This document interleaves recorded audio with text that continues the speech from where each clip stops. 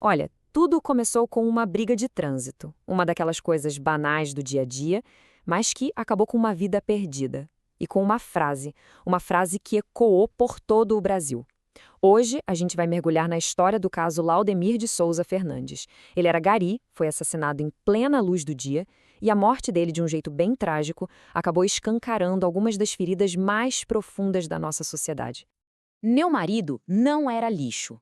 Foi com essa frase que a Liliane França, viúva do Laudemir, resumiu tudo, né? E isso é muito mais que só uma declaração de amor ou de dor. É um grito por dignidade. Um lembrete de que por trás da profissão, por trás daquele uniforme, existia um ser humano. Para a gente entender direitinho como tudo isso aconteceu, nós vamos passar por 5 pontos-chave. Primeiro, o homicídio, que aconteceu assim em plena luz do dia. Depois, a gente vai ver a reação e a prisão do acusado. Em seguida, vamos ouvir as vozes da dor, da família. Aí, o clamor por justiça que tomou conta de tudo. E, por fim, a gente fecha com o inquérito e as acusações formais.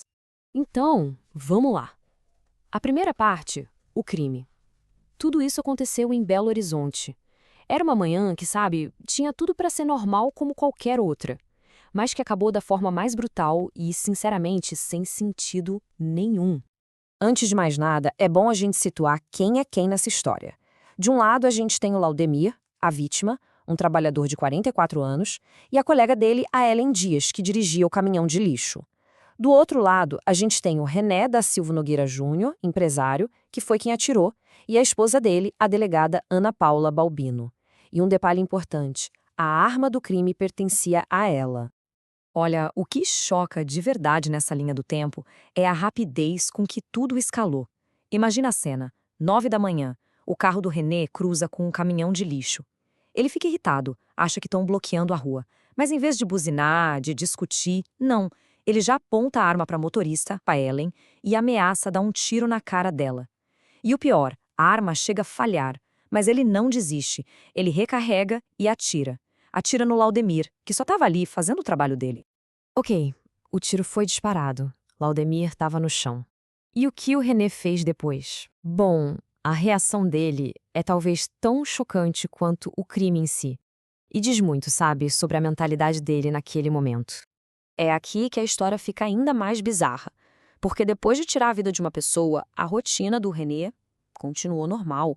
Ele foi passear com os cachorros, depois foi para a academia e foi lá no meio do treino que a polícia chegou e o prendeu. É essa anormalidade, essa aparente frieza que deixa a gente de queixo caído. É um contraste absurdo com a violência do que ele tinha acabado de fazer.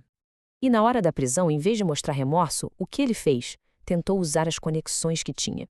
Essa mensagem, enviada para um coronel da Polícia Militar, revela uma tentativa clara de usar influência para escapar das consequências. Ele não nega a acusação, mas pede ajuda para se livrar dela. E tem mais. Para esse mesmo coronel, ele chegou a dizer que nem sabia onde ficava o bairro do crime. Só que a polícia foi investigar e descobriu o contrário. No celular dele, encontraram buscas pela palavra gari e pelo nome da rua onde tudo aconteceu. Ou seja, são provas bem claras de que ele sabia sim o que tinha feito e quem era a vítima. Mas olha, por trás de toda essa investigação, dos fatos frios, existe uma dor muito real. Então agora, vamos deixar um pouco de lado o autor do crime para a gente poder ouvir as vozes de quem realmente importa nessa história toda. As pessoas que tiveram a vida virada de cabeça para baixo por causa dessa violência. E nas palavras da Liliane, a esposa dele, a gente começa a entender quem era o Laudemir. Ela disse exatamente isso, que ele amava o trabalho dele e que ele amava voltar para casa. É um retrato tão simples, né, mas ao mesmo tempo é devastador. Mostra exatamente o que foi perdido ali. O trauma da Ellen Dias, a motorista do caminhão, também é gigante. Ela chega a dizer que esse homem, o René, conseguiu fazer com que ela perdesse o amor pela própria profissão. E na visão dela, o ataque foi uma demonstração de poder, sabe? Um ato de preconceito de classe e também pelo fato dela ser mulher numa profissão em que a maioria é homem. E esse outro relato da Liliane, nossa, ele coloca o assassinato num contexto ainda mais pesado. Ela conta que quase todo dia o Laudemir chegava em casa falando sobre as agressões que sofria no trabalho, verbais, simbólicas. Isso mostra que a violência que o matou não foi um caso isolado de um motorista que se irritou no trânsito. Foi, na verdade, o ponto final de um padrão de desrespeito que ele e os colegas enfrentavam todo santo dia. O tiro foi só a forma mais brutal de uma violência que já estava ali, acontecendo. Claro que um crime como esse não ia ficar restrito só àquela rua, né? A notícia se espalhou e gerou uma onda de indignação enorme. E toda essa dor, essa revolta, logo se transformou num clamor muito forte por justiça. A resposta dos colegas de trabalho do Laudemir foi imediata. Eles foram para as ruas protestar com um cartaz que tinha uma mensagem muito simples, mas muito poderosa. Somos garis, não somos lixo. E isso é muito mais que um slogan. É um grito de reconhecimento. É a afirmação da humanidade de uma categoria de trabalhadores que é essencial para todo mundo, mas que muitas vezes é tratada como invisível. E esse sentimento explodiu na internet também. Nas redes sociais choveu mensagem de solidariedade para a família, mas não foi só isso. Muita gente começou a exigir uma atitude, a cobrar uma resposta. E essa cobrança sobre o silêncio dos políticos, por exemplo, mostra que as pessoas queriam uma responsabilidade que fosse além do caso na justiça. Bom, com toda essa pressão da sociedade e com as provas que a polícia juntou, como é que a justiça reagiu? Vamos ver agora quais foram os desdobramentos legais do caso, ou seja, as acusações formais que saíram da investigação. Então, a Polícia Civil fechou o inquérito e as acusações são bem pesadas. O René foi indiciado por homicídio duplamente qualificado. Isso significa que duas coisas agravaram o crime. O motivo foi fútil e a vítima não teve como se defender. Além disso, ele também responde por ameaça e por porte ilegal de arma. E a esposa dele, a delegada Ana Paula, não ficou de fora. Ela também foi indiciada por porte ilegal de arma, porque a polícia entendeu que foi ela quem cedeu o armamento a ele. Se a gente somar tudo isso, a pena máxima que o René pode pegar chega a 35 anos de prisão. 35 anos.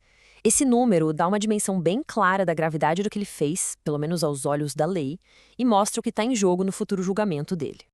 Mas no fim das contas, a palavra que mais pesa é a da Liliane. A dor dela, a dor da perda, se transformou numa verdadeira missão. Ela perdeu o LOL dela, que era como ela o chamava carinhosamente.